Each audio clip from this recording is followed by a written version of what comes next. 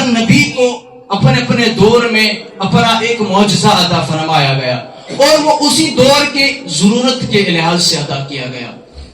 میرے نبی کو 2 معجزے عطا فرمائے گئے.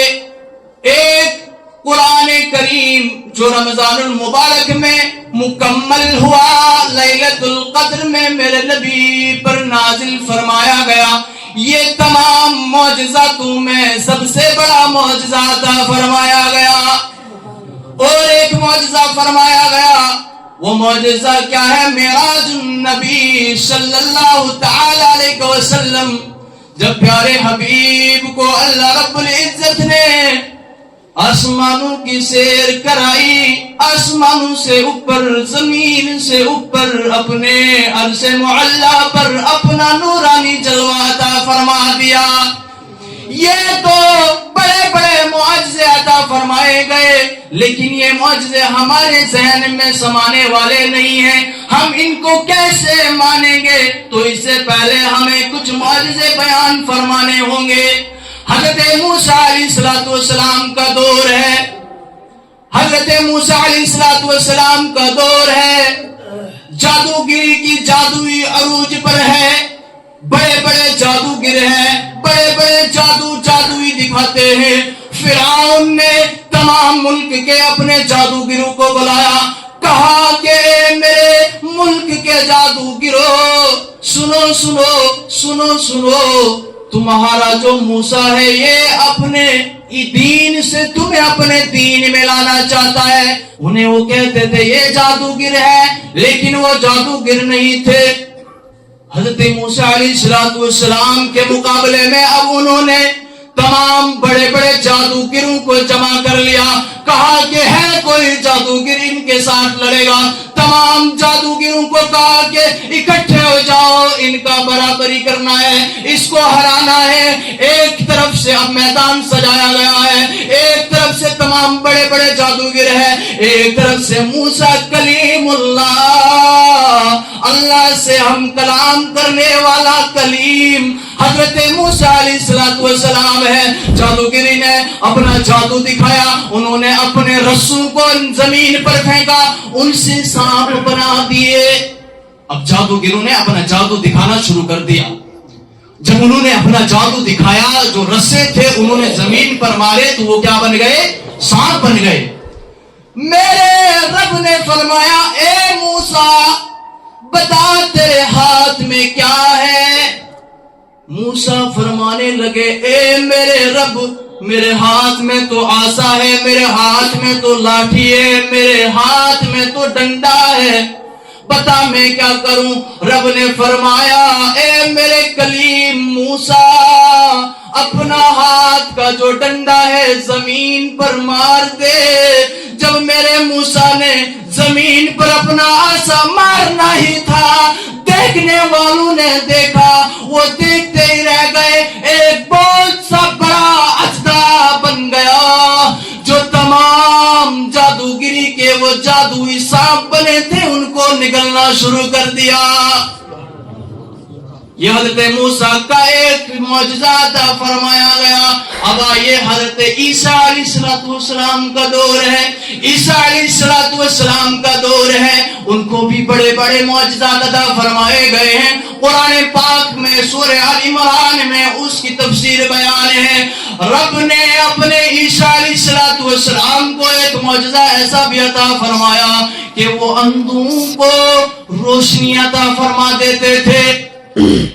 طبی درجہ تھا، طبوں کا دور تھا، طبیبوں کا عروج تھا. بڑے بڑے حکیم تھے، خود کو حکیم سمجھنے والے تھے، خود کو طبیب کہنے والے تھے. وہ سمجھتے تھے کہ ہمارا جیسا کوئی طبیب اور حکیم نہیں تھا. لیکن اللہ نے اپنے پیارے نبی عیسیٰ کی اس معجزہ کی شان بیان فرمانی تھا، اس کی وہ شان بیان کرنی تھی. جب تمام طبیبوں کا یہ کہنا تھا تو اللہ نے عیسیٰ علیہ السلام کا وہ معجزہ عطا فرمایا کہ وہ جس اندھے کو جو بچپن سے پیدا ہی اندھا پیدا ہو جاتا تھا، اس کی آنکھ پر اپنا ہاتھ لگاتے تو اس کی آنکھوں میں روشنی آ جاتی تھی. اب جب تمام طبیبوں نے یہ دیکھا، طبیب سوچنے لگے کہ آج بھی کوئی طبیب یہ سوچتا کہ انسان کی آنکھ نکالی جائے تو بھی بچ سکتا ہے، انسان کی آنکھ چینج بھی ہو سکتی ہے، انسان کا دل بھی نکال سکتا ہے، انسان کا گردہ بھی نکال سکتے ہیں، انسان کی ٹانگ بھی کاٹ سکتے ہیں، لیکن تب بھی زندہ رہ سکتا ہے، چینج ہو سکتا ہے۔ لیکن نہیں، یہ تو چھوٹا سا نظارہ تھا۔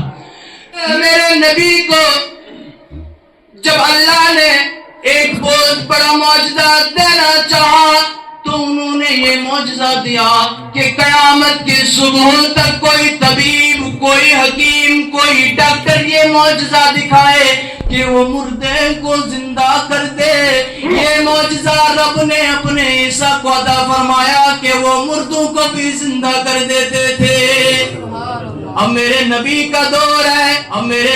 کا دور ہے، بلوغت اپنے عروج پر ہے، شعراء اپنے عروج پر ہے۔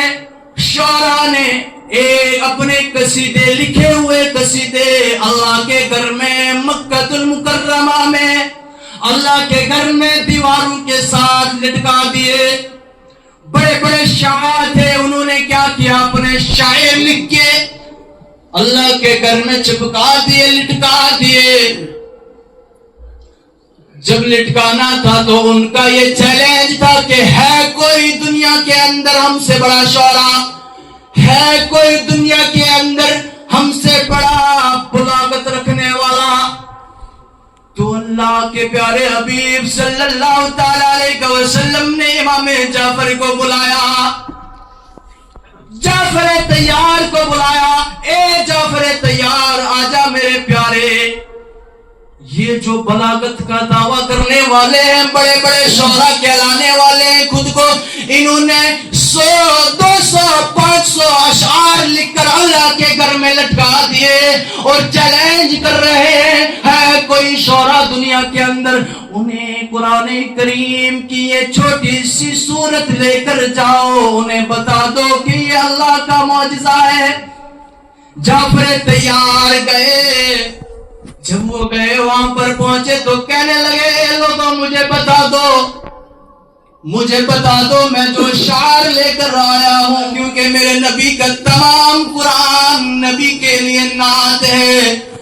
جب وہ وہاں پر پہنچے، امام جعفر طیار وہاں پر پہنچے، کہنے لگے او لوگوں یہ بتاؤ کہ اتنی کیفیت ہے تم میں، اتنی جرت ہے تم میں کہ تم یہ لکھ پاؤ گے؟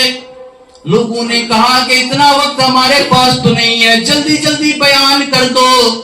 امام جعفر طیار نے شروع کر دیا، اِنَّا أَعْطَيْنَاكَ الْكَوْثَرَ فَصَلِّ لِرَبِّكَ وَانْحَرْ إِنَّ شَانِئَكَ هُوَ الْأَبْتَرُ۔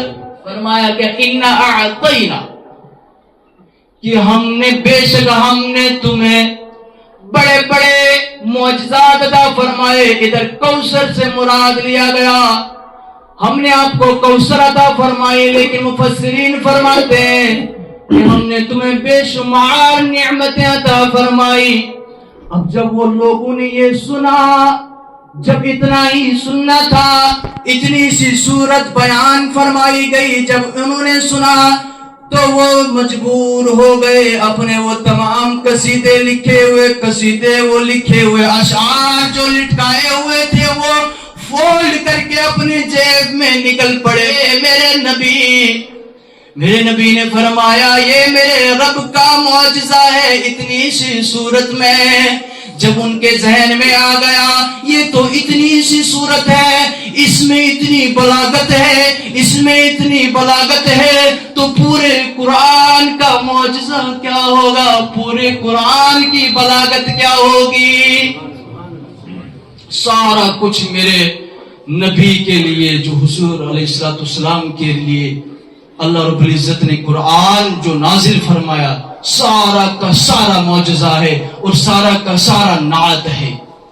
اور تمام جو وہاں پر جو خود کو बलागत कहने वाले थे, शौरा कहलाने वाले थे, उन्होंने अपना वो जो सारा कुछ लिखा हुआ था वो उतार कर ये एक्सेप्ट कर लिया, ये मान लिया कि हुजूर अलैहिस्सलाम ही आखिरी नबी हैं और वही सबसे बड़ा मौजज़ा दिखाने वाले हैं। मौजज़ा का ये माना नहीं होता कि अगला बंदा जो है ईमान लाए, नहीं, अल्लाह को अपने प्यारों को उन तमाम से अफजल रखना होता है, उन तमाम से ऊपर रखना होता है।